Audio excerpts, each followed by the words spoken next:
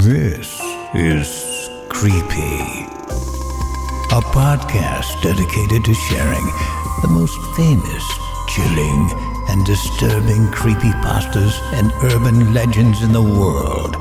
Whether these stories truly happened or are simply fabrications is for you to decide.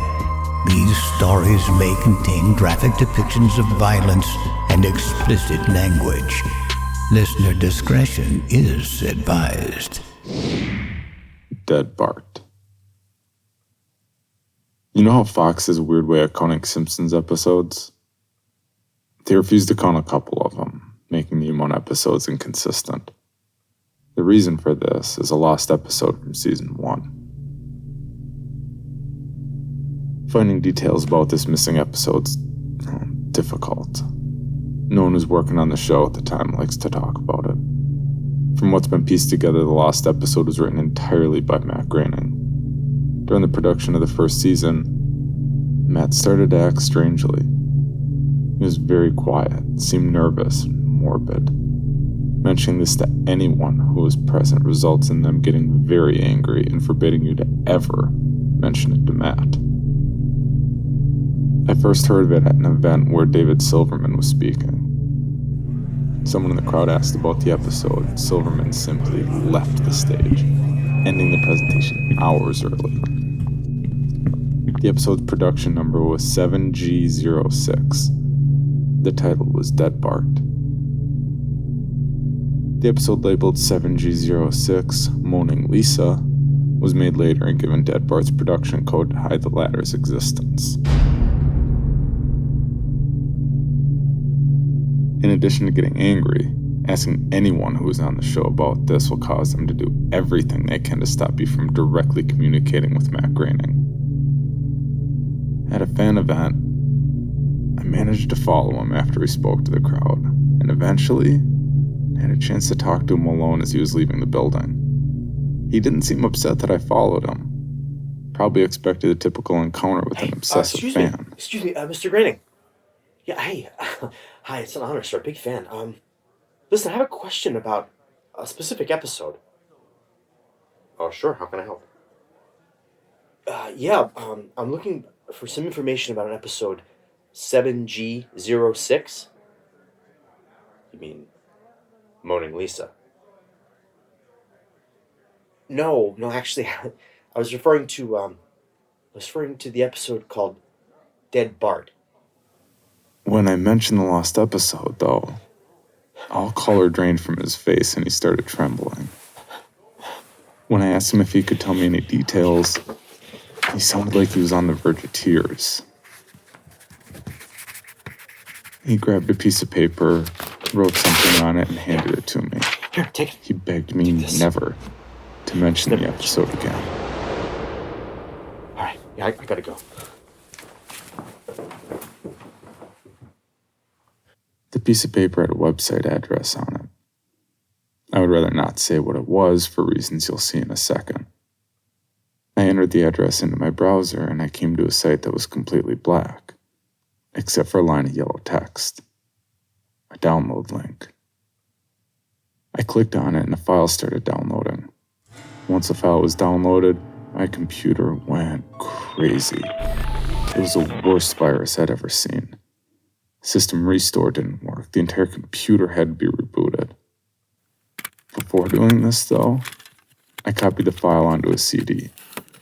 I tried to open it on my now empty computer, and as I suspected, there was an episode of The Simpsons on it. The episode started off like any other episode, but had very poor quality animation. If you've seen the early animation from Some Enchanted Evening, it was similar, but less stable.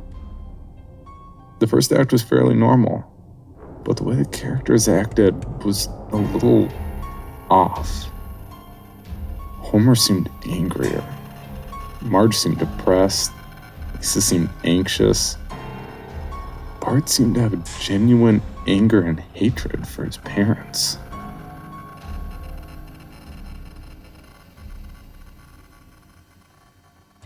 The episode was about the Simpsons going on a plane trip. Near the end of the first act, the plane was taking off.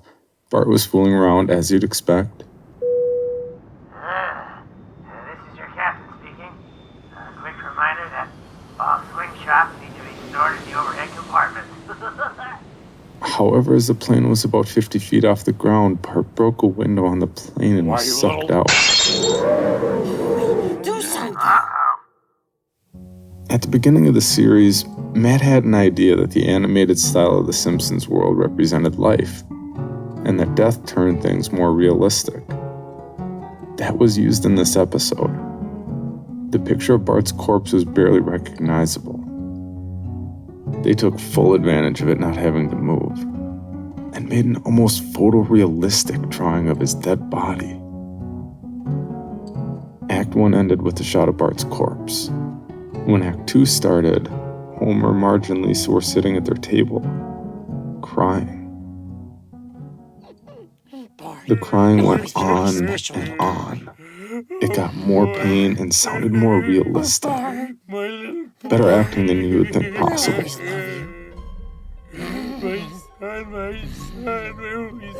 The animation started to decay even more as they cried, and you could hear murmuring in the background.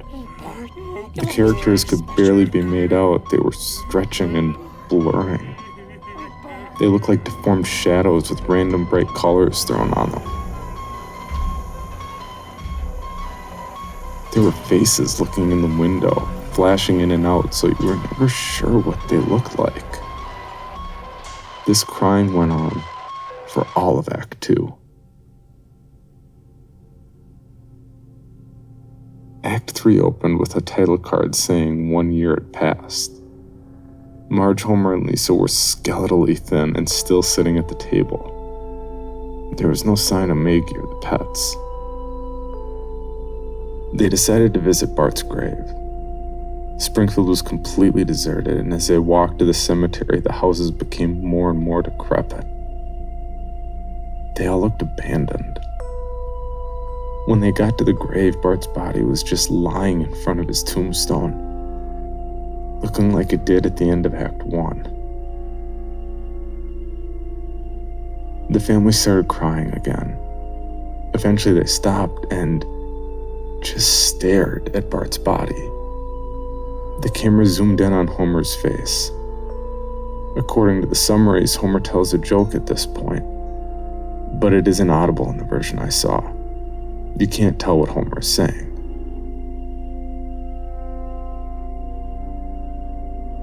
The zoom viewed out as the episode came to a close. The tombstones in the background had the names of every Simpsons guest star on them. Some that no one had heard of in 1989. Some that haven't even been on the show yet. All of them had death dates on them. For guests who died since, like Michael Jackson and George Harrison, the dates were when they would die. The credits were completely silent and seemed handwritten. The final image was the Simpson family on their couch, like in the intros, but all drawn in hyper-realistic, lifeless style of Bart's corpse. A thought occurred to me after seeing the episode for the first time. You could try to use the tombstones to predict the death of living Simpsons guest stars, but there's something odd about most of the ones who haven't died yet. All of their deaths are listed as the same day.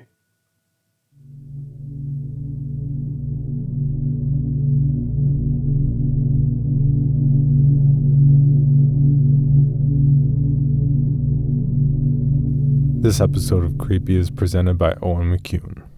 A face like hers could talk a man into just about anything, I think. I have chosen my cause. And that is the tale of Alpin the Disemboweler. But inwardly they are ravening wolves, Nicole!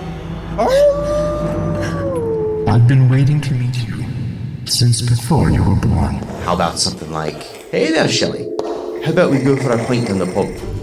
I believe Helen calls it a snake.